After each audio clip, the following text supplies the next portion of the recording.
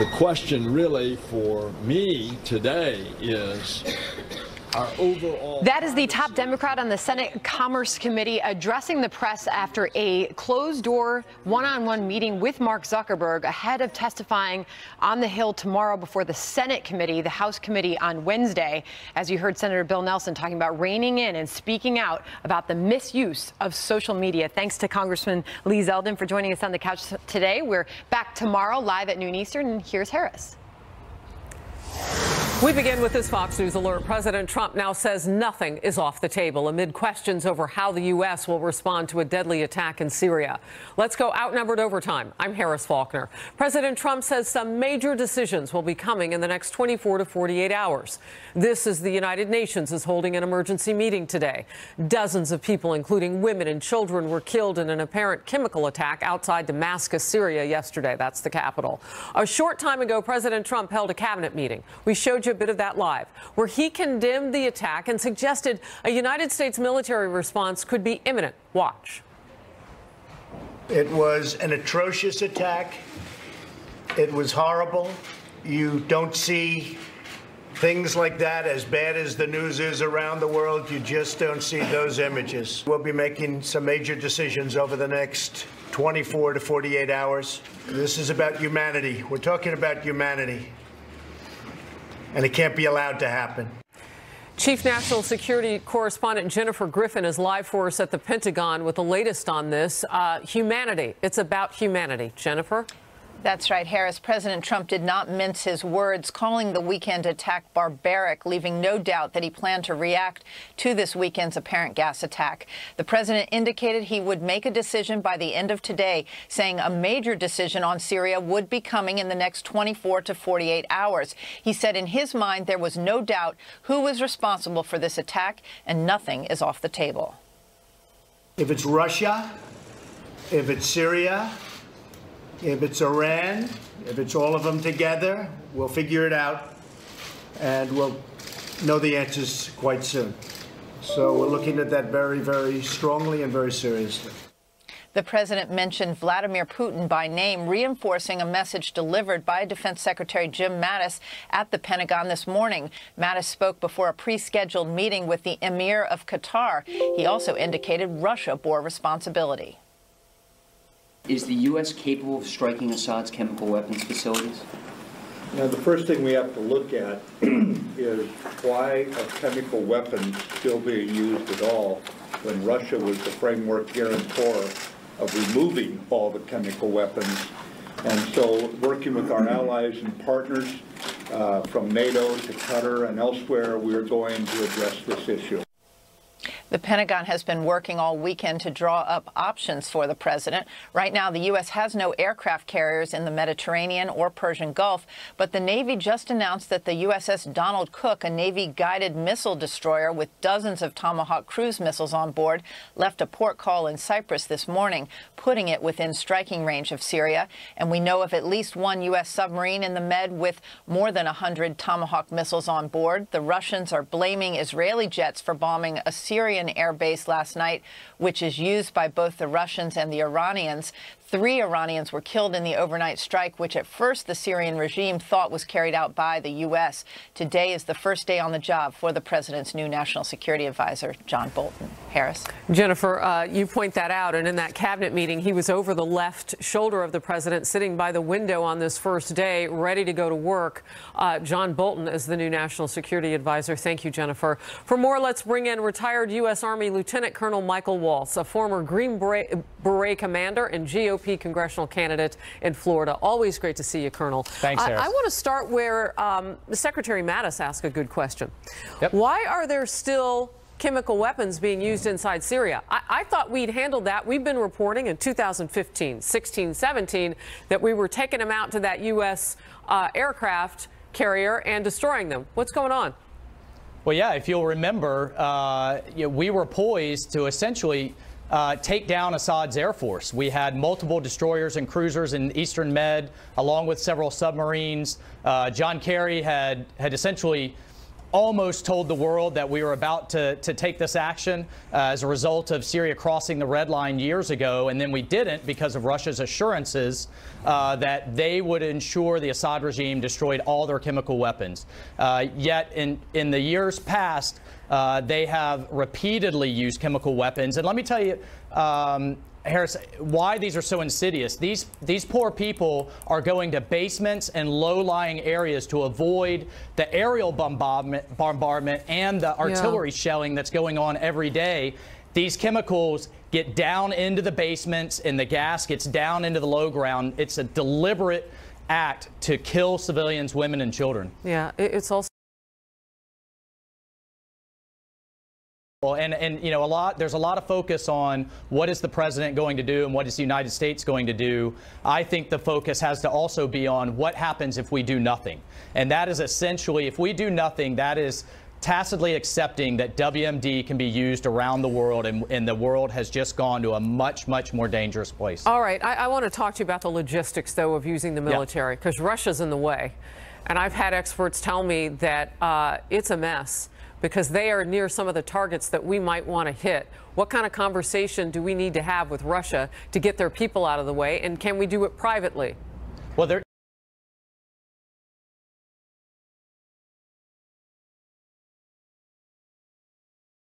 yeah, so there's an established hotline with the Russians, also at their naval base in Tartus. So it is key that I think that we parse the Syrian targets away from Russian assets to avoid an escalation here. That can be done. And I do think, though, that we have to be careful about giving the Russians too much of a warning, because they have put their most advanced missile systems in place, and all of this was allowed under the Obama administration. By the way, we could have taken down the Air Force years ago. And we're going to talk more about that with my next guest. What I want to get from you is the military strategy here of going in and making Assad know we mean it, without necessarily taking hand and owning that country. Can you do both? Well, I do think you can do both. Number one, we can seriously dent and damage his Air Force with standoff weapons from submarines, from ships, and from aircraft. And then secondly, we have a very small footprint on the ground, about 2,000 soldiers. They're in eastern part of Syria. They should be far enough away from any of these targets. And keep in mind, the Russians wouldn't dare, I think, enact any type of retribution on those soldiers. But we do have to be careful there. Real quickly before I let you go, Colonel, because this is really key. So there have been other ways people have killed in terms of like chlorine gas weapons. What is the difference in terms of what we're dealing with Assad and his regime? There's these kind of makeshift chemicals which are awful and bad in and of themselves, but you are crossing a line, but diplomatically, in terms of international agreements, and then actually what it does to people on the ground when you use both nerve agents or actual chemical weapons, in terms of how long they stay on the ground and just physically how awful they are in terms of how these people suffer underneath them. And that's where we just absolutely have to draw the line. From my own personal opinion, we need to draw that line in the chlorine gas bombs they've been using as well. And that was a follow-up question for you, too. Assad understands strength. He understands a punch in the nose, and I think that's what we have to deliver here. Yeah, I'm glad that you actually answered the question that I was yet to ask, because it's an important one about where the red line really is. I mean, we saw the former president, as you point out, didn't handle that red line. But this president has. Tomahawk missiles, he's promising to do even more. But back on February 1st was our most recent report and suspicion of chlorine gas, which does much of the same things that we're seeing in these pictures. Colonel Waltz, we'll bring you back as the story advances. Thank you so very much for your military perspective. Thanks, Harris. President Trump is blaming his predecessor's alleged inaction for the current Syria crisis. You heard the colonel touch on it. Let's go deeper on it. The president tweeted today, if President Obama had crossed a stated red line in the sand, the Syrian disaster would have ended long ago. Animal Assad would have been history. But now Republican Senator John McCain is saying this. Quote, President Trump last week signaled to the world that the United States would prematurely withdraw from Syria. Bashar al-Assad and his Russian and Iranian backers have heard him and emboldened by American inaction, end quote. Christian Whiten, is a former State Department senior advisor in the Trump and George W. Bush administrations and a senior fellow at the Center for the National Interest. Great to see you here. First of all, what is our foreign policy for Syria? The foreign policy is to kill ISIS, and we've just about done that, which is why President Trump is about to, frankly, reposition our forces to places where they're more necessary. We have an additional objective and goal, which is to prevent the use of WMD globally, which, of course, is why the president directed action against the Syrian regime earlier in his administration, is now poised to do that again. And you heard the president say this is about humanity. Is that part of our foreign policy, too? I hear WMD, but you've got chlorine gas and other things that Assad is unleashing on his people. That is an issue, but, you know, and this is, of course, a terrible tragedy. It's disgusting conduct, several hundred people potentially killed. But amid a civil war with 400,000 people killed that's gone on for 7 years now, and it's important, and this is something the president has to weigh, is other competing threats. There are a lot of dictators and a lot of bad guys in the world, and we have to be careful to keep our powder dry for more serious threats, potentially like China. So that's something that President Trump has to weigh in considering military action. So are you saying that maybe we shouldn't take military action in Syria based on all of the things that you just listed? I think we should. I think Assad needs to pay a price if, in fact, he used chemical weapons. And I think we're coordinating probably a response with our European allies, just as before we did. But we are not at war with Assad. We do not have a side, particularly in the Syrian civil war. None of these people are exactly white knights, and there's always going to be a mess over there, frankly. So I don't, you know, John McCain is trying to bait Donald Trump into getting into a ground war, the ground war that McCain has always wanted in Syria. And I think the president is wise to avoid that. Wow. You know, it's interesting. We weren't at that table this past weekend with China and Iran. Not China, excuse me, with Russia and Iran and Turkey. Why not? You know, well, various parties are at ease to, they're allowed to meet with themselves, of course. You know, and that's important. I think if you look at those three parties, there are competing interests in Syria as we complete our mission to destroy ISIS. And we're not going to turn our back completely. But Turkey is not going to stand by while Russia and Iran dominate Syria, nor will Russia exactly be a patsy to Iran necessarily. So, you know, this is a very complicated situation. We're not going to turn the place into Beverly Hills, even if we did a D-Day style invasion and killed Assad. We do have allies with interest, including the Gulf allies, who will, I think, feel some ownership over the Sunni parts of Syria. And it's just best not to get in the quagmire.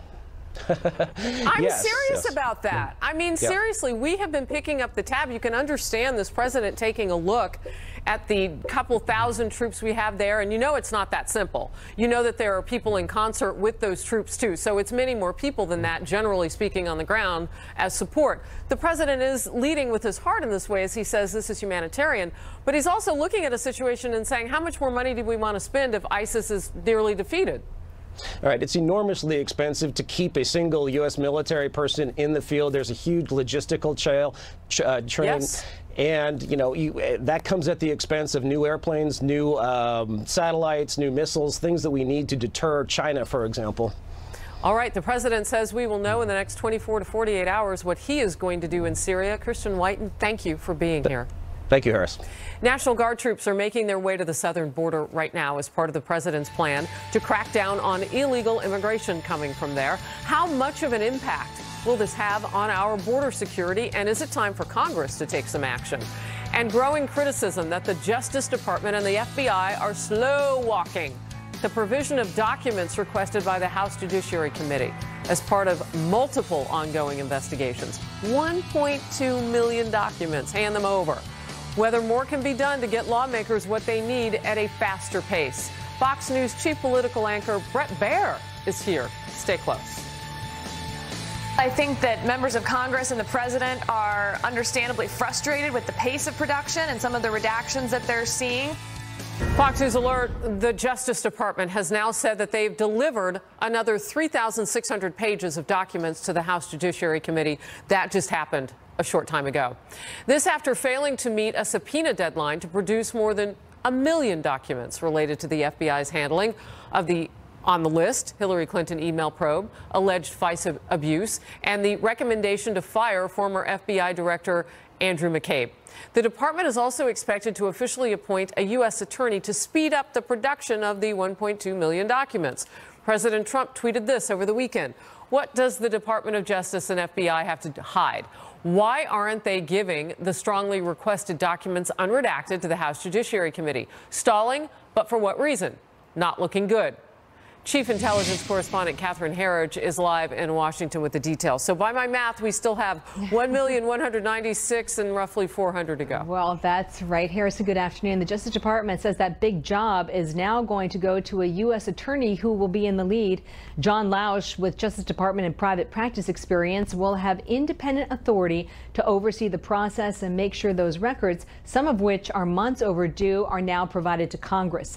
Based on Fox's reporting, he will answer directly to the Attorney General.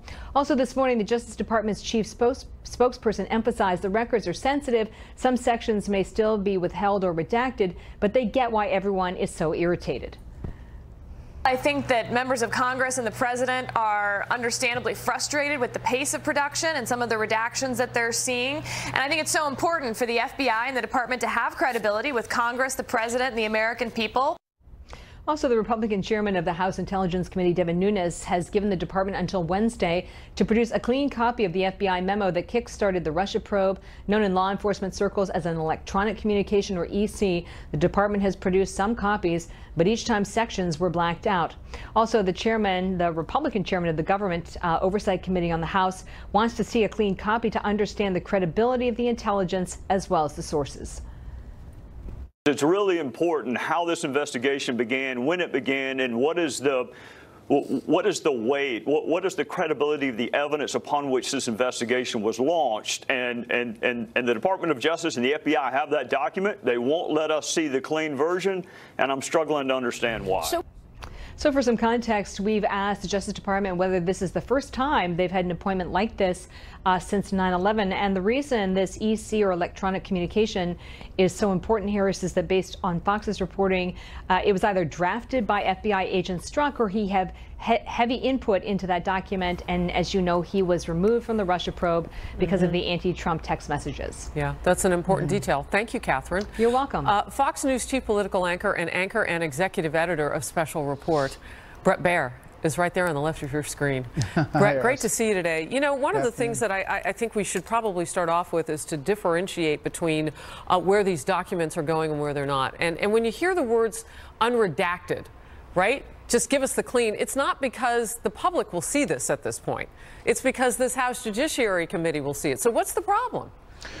Well, there's a process here, and a lot of these documents deal with classified material, and they deal with some of them FISA material from FISA court decisions and inside deliberations.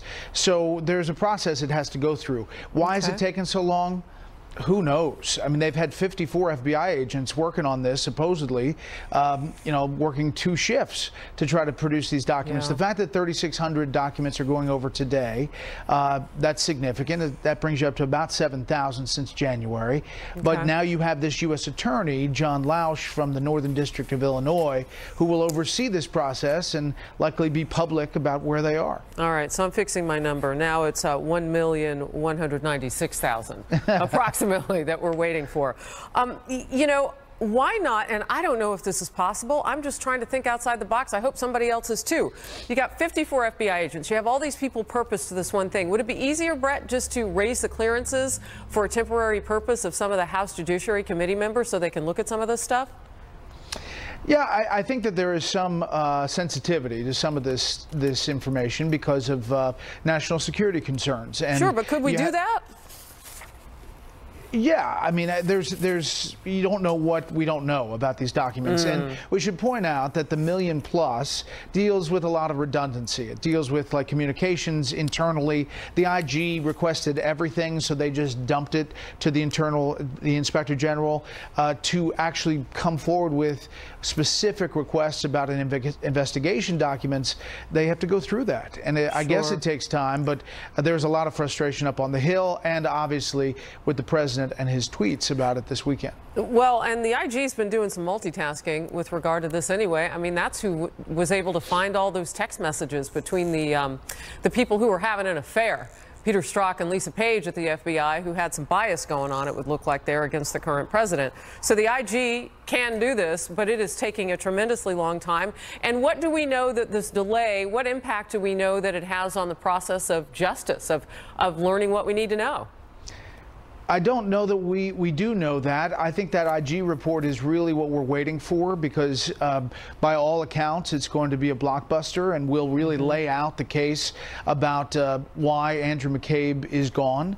And the FBI director, Christopher Wray, said it was justified in numerous interviews. We will understand why when we see that Inspector General's report. But remember, you've got a confluence of all this information. You've got this. You've got the investigation, numerous investigations up on the Hill. You have the Jim Comey book coming out this weekend, which will be his story, telling his take of everything. And then you have this IG report whenever it comes out. We'll see how this all comes together. I wonder if there's a chapter on leaking in James Comey's book. Well, we'll have to read to find out. Brett, it's always great to see you. April 26th on Special Report. Look at you. Say it again. How about that? April 26th, Jim Comey, Special Report. 6 p.m. Eastern. We never miss it in our household. We'll pop our corn and watch. Thank you. Thanks, Harris. Facebook's Mark Zuckerberg is on Capitol Hill today. We've been showing you him going in and out of Senator Bill Nelson's office today. It's ahead of 2 days of testimony amid a growing privacy scandal for Facebook. We're also getting a first glimpse at his prepared statement and what he plans to tell lawmakers on Capitol Hill, both Senate and House. We'll hear from one lawmaker who'll be among those who will question Mark Zuckerberg tomorrow. Stay close. Social media is in the hot seat. Fox News alert. Facebook CEO Mark Zuckerberg just left a meeting with Democrat Senator Bill Nelson of Florida. He's expected to attend another meeting later today with Senate Commerce Committee Chair John Thune. All this 1 day before he's set to testify over the data mining scandal rocking Facebook. Republican Senator John Kennedy, who will be among those questioning Zuckerberg tomorrow, shared some of his concerns. Watch. I don't want to hurt Facebook. I don't want to regulate them half to death. But we have a problem. Our promised digital utopia has minefields in it. Mr. Zuckerberg has not exhausted himself being forthcoming. My biggest worry with all this is that the privacy issue and what I call the propagandist issue are both too big for Facebook to fix. And that's the frightening part. Digital utopia.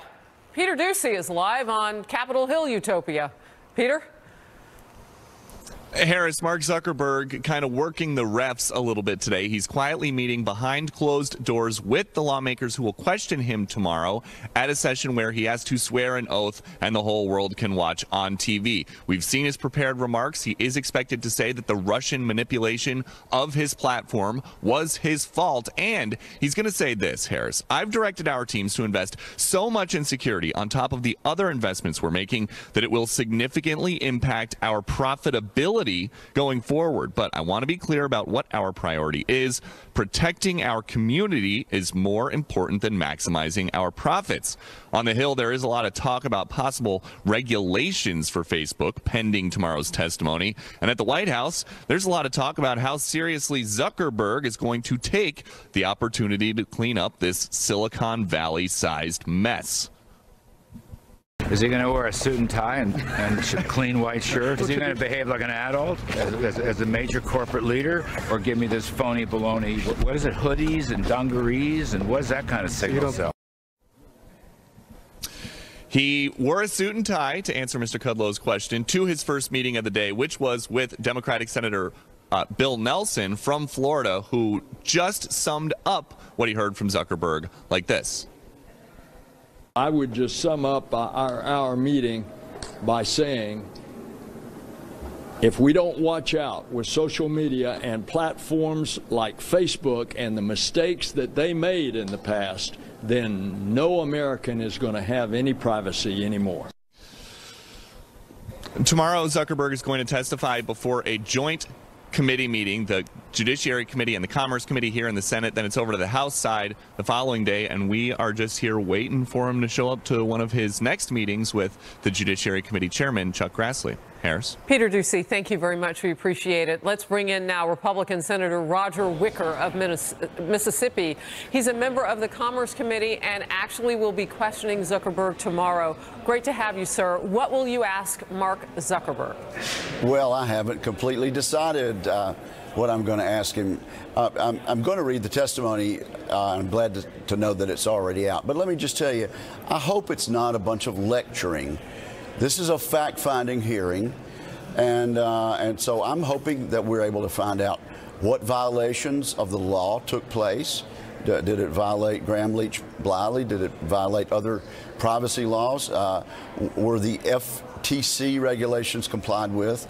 And also the internal procedures and regulations put in place internally by Facebook. And so we'd like to know his take on whether new rules need to come down, or whether they simply, the ones that already exist are sufficient as long as they're abided by. I would ask him, Mark, what do you mean when you say you're going to take blame for Russian manipulation of your Facebook platform? What did you do that allowed the Russians in? I'd ask him that. I'd also ask, what is the penalty going to look like for the future? And I'm going to ask you that, too. I mean, are we looking at a situation where we could see Congress put in place some sort of regulation for social media? And is that something that needs to happen immediately? Well, you know, I think you showed Senator John Kennedy of Louisiana. Yep. I think he made a good point. We need to be careful over-regulating this great economic engine called the Internet. And so when John Kennedy says we don't need to over-regulate Facebook to death, I think he's got a point there. We need to look at whether existing regulations have been complied with, or whether something else needs to be done. Maybe the FCC, maybe the FTC needs to get a little more strengthened there. But hopefully we'll be approaching this professionally in a view towards seeing what Congress needs to do, if anything. You know, it's interesting you mentioned the Federal Trade Commission, because this is about money, isn't it? They sold what they had, and we know from some earlier, like, teenage texts from Mark Zuckerberg that he knew exactly what he was getting. He was getting unfettered access to people's private stuff, and then he could sell it. That was part of a business model. Well, it absolutely was, and also, as you just reported, or as Peter just reported, this has everything to do with profits for Facebook going forward. And so, yes, no question about it. There's a lot of money at stake, and also there's a lot of Americans who feel betrayed and who feel like they've lost their privacy. Do you think they should feel betrayed, or should most of us know by now that there's really no such thing as privacy online? Well, that's a question that I think we need to let him ask. But I think there was an expectation that data would not be shared for a fee. With these apps that let things get out of hand, and hopefully by the end of the day, or by the end of the 2 days, Senate tomorrow and House the next day, we'll have an idea as to whether something new needs to be done, or whether just a strict enforcement of existing rules will suffice. Well, Senator Wicker, you come across so calm, but I know you like to get to the bottom of things. So I wouldn't want to be Mark Zuckerberg tomorrow. I'll be watching, as the whole nation and world will be, as you get to the bottom of things. Thank you, sir, for joining us. I enjoy watching you. Thank you. Thank you. National Guard troops are making their way to the southern border. It's part of President Trump's new security plan. So will Congress now pick up the mantle and take action on immigration reform, particularly illegal immigration? Stay close. We're waking up America, and we're telling them what's going on in the world. And that is such an awesome responsibility, but it's fun. What we're trying to do is not only tell you what's going on, but the backstory. We're able to tell the folks at home, hey, this is important to you. This is why you need to listen. We have a great, honest conversation about what's happening in the news. When people meet us, when they see us, they feel like they know us, because guess what? They do. The only way to be successful on Fox is to be yourself. And you know what? We do that every day. The Trump administration is moving forward with its plan to increase security at the U.S.-Mexico border. It's cracking down on illegal immigration and drug trafficking. Defense Secretary James Mattis signed orders to send as many as 4,000 National Guard troops to the border.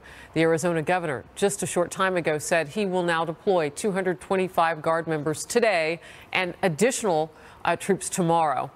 House Homeland Security Chairman Michael McCaul says it is now time for Congress to take action as well. Watch. I think this bold action by the president, putting our military, our National Guard down the border, I hope is a wake-up call for Congress to get its job done. I have a border security bill. I passed out of my committee. It's been sitting out there. We want to put it on the floor. We finally have the political will in Washington to get it done. We have a president who will sign this bill, unlike the last 8 years. Joining me now is Dr. Kelly Ward. She's in New York. Sometimes we talk with her from Arizona. She's a GOP Senate candidate in Arizona. So this is your home state. Your governor is now saying, you know what? We're going to expedite this. Men and women going down today. I love it. I'm so proud of Governor Ducey because he understands, just like I understand, the problems at the border. I've been down to the border. Just a couple of weeks ago, I was down at one of the ranchers near Arivaca, and he's got 25 miles of border between his land and Mexico, and it's supposedly secured by 4 flimsy little strands of barbed wire, and it just isn't the case. So having the military, especially the Guard, I'm very proud that the Guard's going down because these are patriotic men and women who love this country so much, who have been doing border missions, not just in our country, but in other countries for a long time. And I'm looking forward to seeing what they do to stop illegal immigration. You know, can we just pause a second for the wall? Because there has been some conflict in conversations with people who'll say, you know, there's eminent domain to consider. You're talking with ranchers. What do they tell you about that issue? You know, some of the ranching community is split, but the majority seem to be in favor of a wall because every day they're facing turmoil from what they call, especially Mr. Chilton, who I went down to his ranch, they call these people coming across the druggers. So, you know, 10 years ago, 15 years ago, it was people that he said were immigrating, that were coming to work and do jobs that needed to be done and to have a better life for their families. But now he's seeing the influence of the drug cartels with human trafficking, with drug trafficking, with running of illegal guns. And when you look at human trafficking in particular, these people that are being smuggled are facing horrific things as they're coming, especially women and children. We've got to build the wall. We've got to secure the border to stop that. Real quickly, does the wall come with money if it has to be on your private property? I think it probably does. I think that's all going to be part of the negotiating process. You know, we've got the Berry Goldwater Range there. We've got some native tribal land there. Yes. And we've got private property. All of that. And thank goodness that President Trump is a master negotiator. I think that's how he's going to be able to get that wall built. So, full disclosure, you and I were talking during the commercial break. I know this area well because I have a home south of Tucson down by the border, got married down there.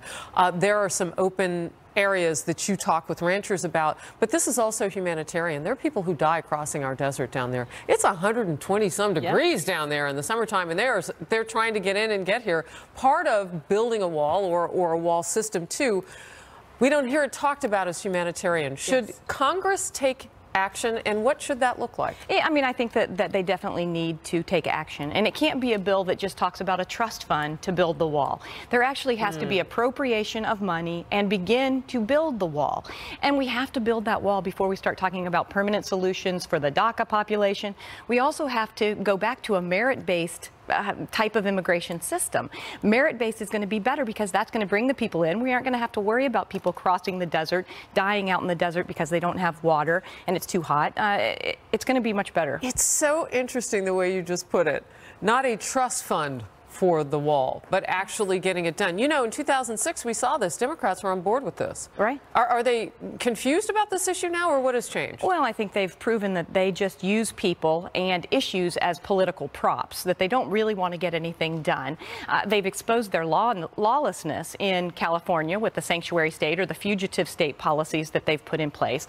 Those things have to stop. We have to stop funding the sanctuary cities. We have to get rid of the chain migration and the diversity law.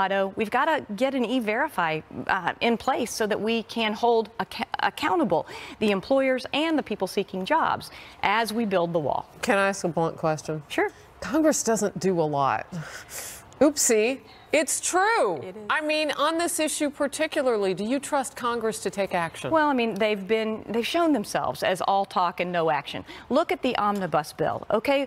The omnibus bill is full of spending and not $1 for the wall. Though most Republicans... $1.6 billion, but I mean, that's... But not for a new wall. Not like $25 billion. Not for a new wall. That's all for refurbishing wall and fence that's already in place. My opponent, Martha McSally, was one of the only Republicans, the only Republican in Arizona to vote for that huge bill, to force that spending on the president and on the American people, and not put money in there to build the wall. He did have a choice to veto that. He did. He went forth. Our military, you know, had to get paid, but now he's having some conversations, we know, through the White House and Capitol Hill to look at paring some of that back through the rescissions clause. Dr. Kelly Ward from Arizona, thank you. Thanks, for being Harris. here. Appreciate your perspective. The Wall Street Journal is calling it a baptism by fire. President Trump's new national security advisor, John Bolton, is facing a growing list of crises to deal with on his very first day on the job. It's today, from the Syria attack, that chem weapons attack, to North Korea and Iran. So, what can we expect?